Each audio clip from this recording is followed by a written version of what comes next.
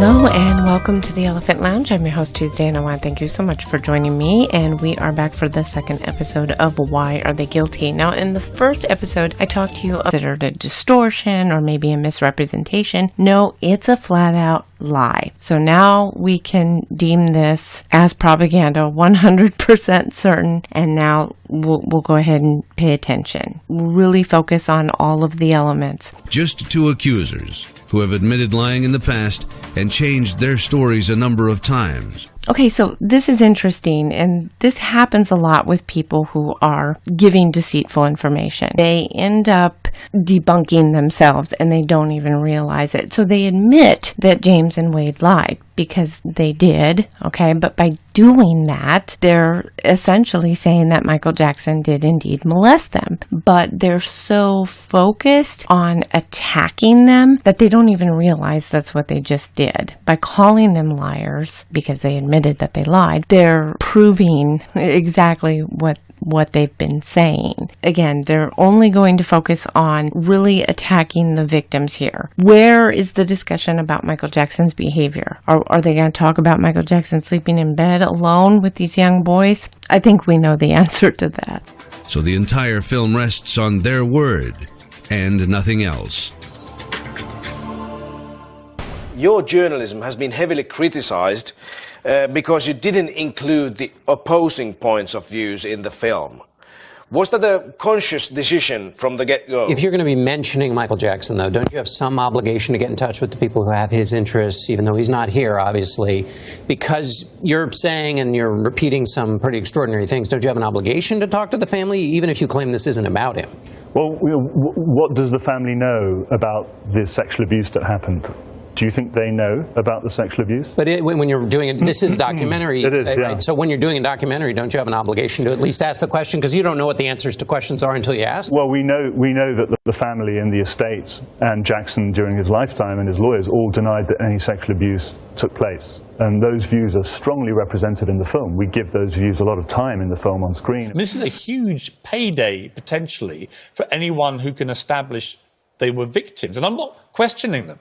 I don't know the truth. I'm questioning you as the director, because you never went to the Jackson family before you finished. We don't make any allegations about the Jackson family. So why would I? Well, you make an allegation that Michael Jackson's a paedophile. Yeah, so I make allegations about Michael, but Michael's dead. But he's dead. And I've put his rebuttals, his denials in the film. So the devil's advocate would say, well, okay, the guy's dead. He can't respond to this. But Wade Robson and James Safechuck are not dead. Jackson. So here we go again with this one-sided documentary. It's the same talking point over and over again, and I think if they believe, if they say it loud enough, that somehow it's going to be true. But why are they not discussing the fact that when Michael was alive, he did not defend himself? He did not take the stand and defend himself. No, of course he didn't. Because he's guilty. We all know that. And the majority of us already knew and understood. That includes all of the investigators, by the way. It includes the experts in psychology, the psychiatrists that examined both Jordan and Gavin, for example. Those two went through rigorous interviews and evaluations and were found to be very credible and consistent. Even in 2005, when Michael Jackson was at trial, he did not defend himself. So this idea that,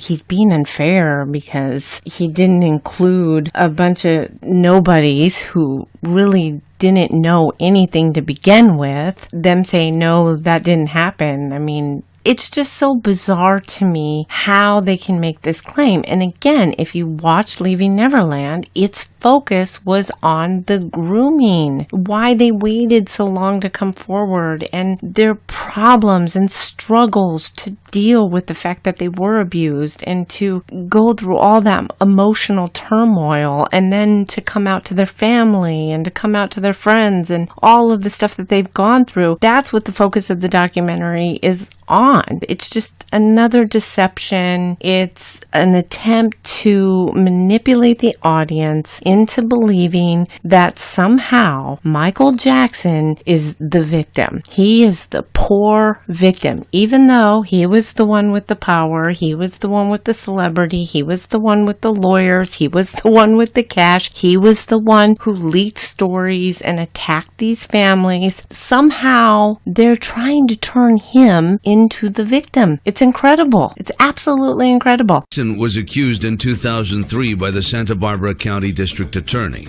who some said carried out a personal vendetta against Michael Jackson that lasted for more than a decade. So now they've made another accusation. What's the accusation? That some say there was a personal vendetta against Michael Jackson by the DA. Are they going to tell us where the proof of this is? Or is this just another accusation that they're going to leave out there like a dangling modifier? Where is the evidence for that? And if you say some say, well, who's some? Michael Jackson's defense attorneys? They don't say, of course. They just throw that out there. They don't give you any evidence to prove that, but by them saying it is somehow them proving it. These are the things you need to watch for when it comes to propaganda. They will do this over and over and over again. Well, we haven't ruled anything out. In 2005, Jackson was declared innocent by a jury in a case involving a boy named Gavin Arvizo. One that's wrong.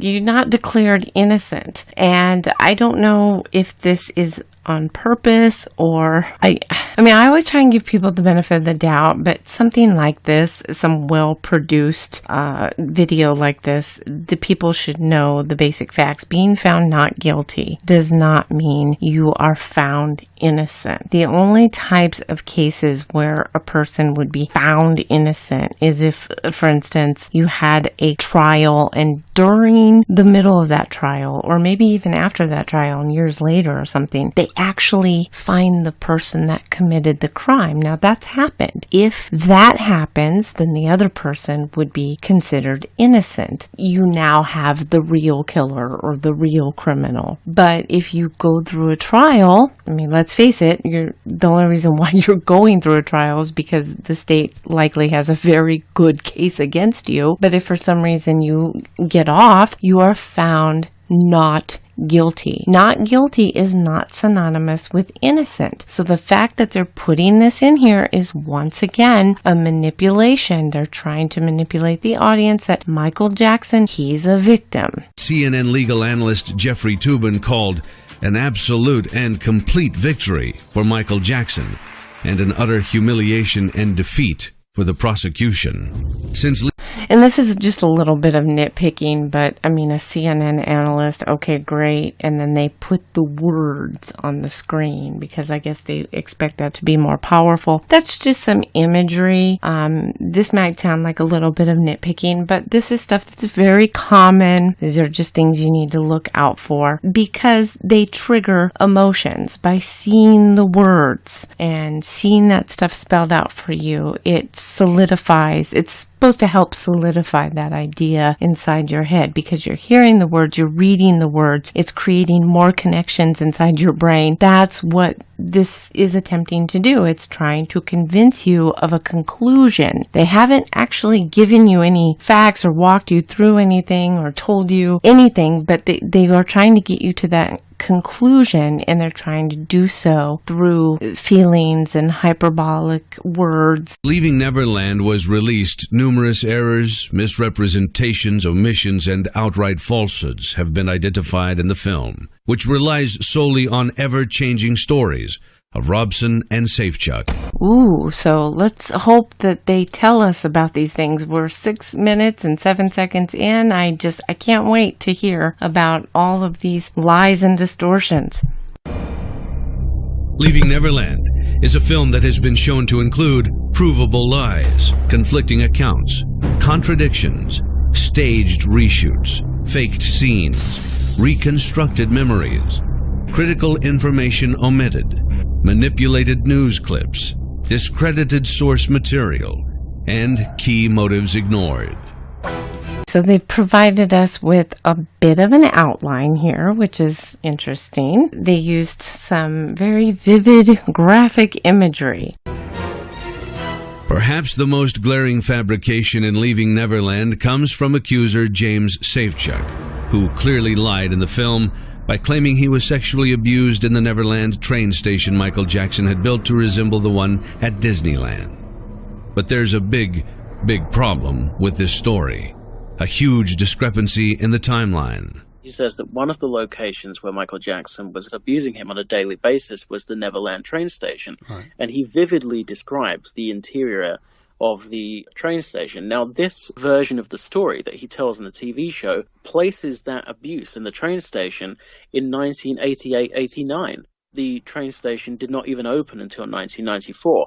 And as you correctly say, in his sworn declarations, in his ongoing litigation with the estate, he says that Michael Jackson stopped molesting him when he was around 14 years old in 1992 because he got too old for him. Right. And the whole narrative of this film is that Michael Jackson molests boys, and then when the boys hit puberty and get too old, he then ditches them and moves on to a younger boy. That's the whole narrative that they're selling with this documentary. But when it's revealed that this location where Safechuck is describing him. Okay, so I'm just going to pause it there because that says September 2nd, 1993. And it's interesting because, and I've talked about this before, but there was an interview that someone had dug up that was done years ago before anybody ever knew James or Wade were going to come out and say anything about Michael Jackson, by Harrison Funk, some photographer. He recalls specifically, and by the way, without prompting,